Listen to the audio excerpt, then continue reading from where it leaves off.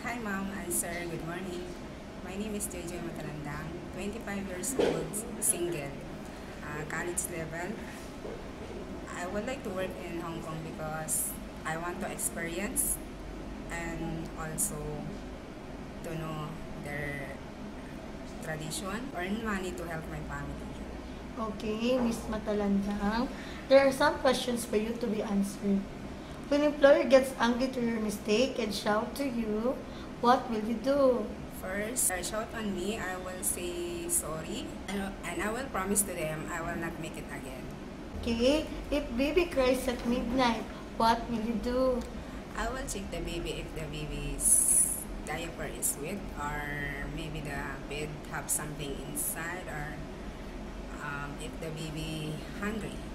Okay, if the house is on fire and you are inside with the children, what will you do? I will get the baby out of the house immediately.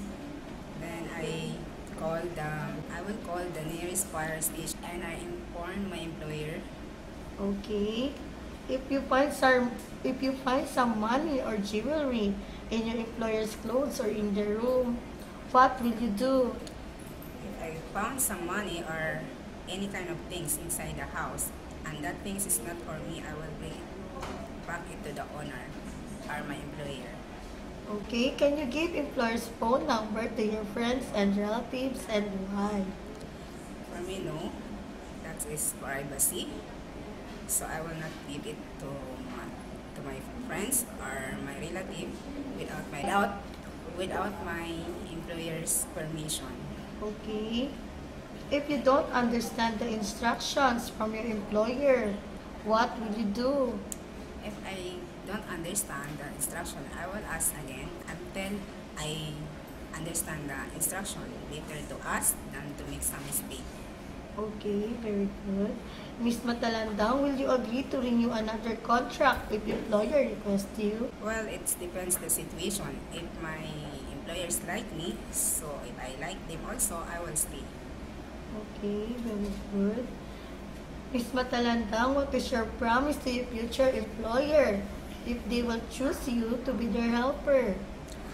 Sir, madam, if you choose me to be your helper, I will promise to be honest and trustworthy, and I will do my best to accomplish my all chores that will given to me, and also I'm easy to learn, and hopefully you give me a chance to work your place as your helper, and that's all. Thank you so much, sir and madam. Have a nice day.